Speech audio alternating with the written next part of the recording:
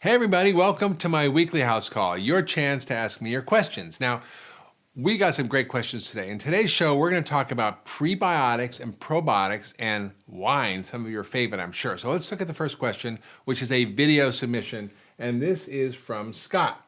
Hi, Dr. Hyman. It's Scott. My question concerns probiotics and prebiotics.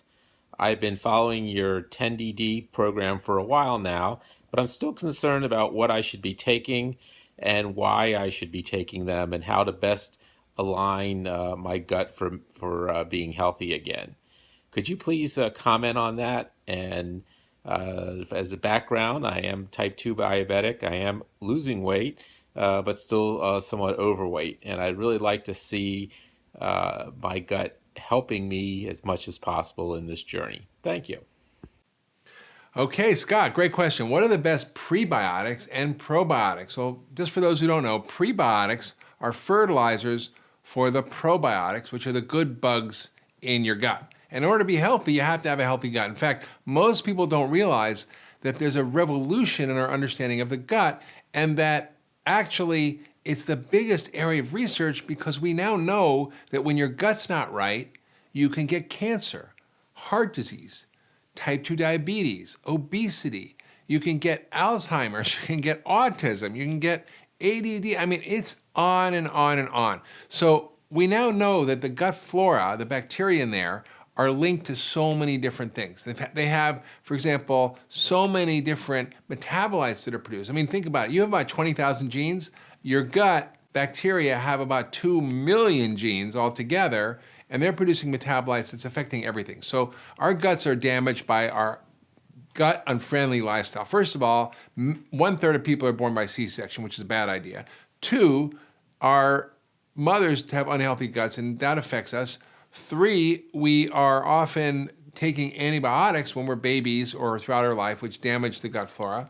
We are taking drugs, which are gut-busting drugs, antibiotics, steroids, hormones, acid blockers, which are one of the worst, and many, many other drugs that are like aspirin and Advil, and all those drugs are gut-busting drugs that damage the function and health of our gut and our gut flora. So it's really important to have a healthy gut and not have a leaky gut. Now, while it's important to know what pre and probiotics to take, it's equally as important as how do you fix your gut as a holistic strategy? And that's by taking out the foods that are not friendly to your gut, sugar, processed foods, all the starches we're eating, the lack of fiber. I mean, all these things matter. All the chemicals. In fact, most people don't realize we're eating all these emulsifiers and additives, like artificial sweeteners damage your gut. And so do all the emulsifiers that we use in all these things that are healthy, like carrageenan, which is used in a lot of like soy milk or almond milk or all these things you think are healthy, they're actually not so healthy.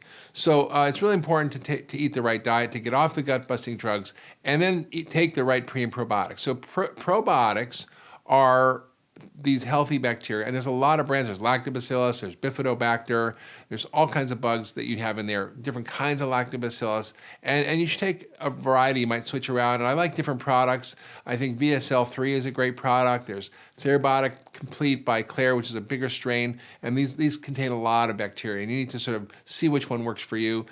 In the future, we're going to be learning exactly how to figure out what bugs to do. We're going to get your poop test. We're going to actually be able to tell exactly what to give you. So it's really important. You also need to start slowly and build up. And if you have a lot of bad bugs in your gut, you're going to end up with problems. So you have to get rid of the bad bugs, then you can add the good bugs. And the prebiotics are soluble fiber. They help feed the good bugs like fertilizer. So there's a lot of good ones like onions and garlic and resistant starch, sweet potatoes, dandelion greens, jicama. All these are great pre and probiotics. Acacia fiber is also great, and they really help as well. So thank you so much, Scott, for this question. It's so much bigger than just taking prebiotics. It's really how do you tend to your inner garden. So thank you, Scott. All right, next question is from Barbie, and it's a tweet. All right, Barbie, what do you got to say for yourself? Well, is having a glass or two of wine every night damaging? Well, that's a good question. I've written a lot about the potential benefits of wine in a blog. It's called Will Drinking Red Wine Really Help Me Live Longer? Now, here's the deal. Drinking alcohol is kind of like a U-shaped curve. A little bit is good, a little more is bad.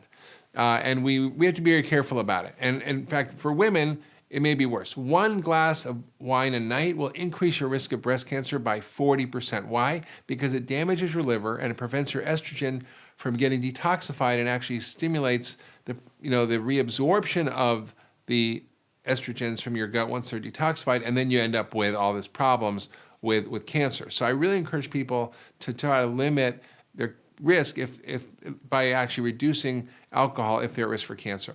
Also, it's not great for your brain. It's a brain toxin. There may be some benefits to maybe a glass of wine 3 times a week or a glass of alcohol. It may not matter if it's wine. There's alcohol, obviously, from wine. That's 5 ounces is a serving.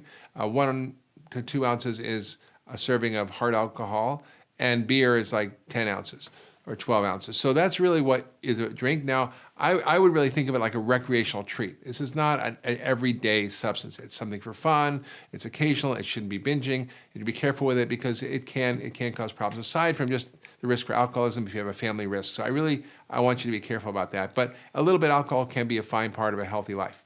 All right, that's all the time we have today for questions. If you like this video, be sure to share it with your friends and family on Facebook and Twitter. You can even call them on the phone or talk to them in person. Imagine that. And if you have any questions, you can tweet them or send them to me at drhyman.com. You can put in your video submissions as well. And maybe next week, I'll make a house call to you. So thanks for watching.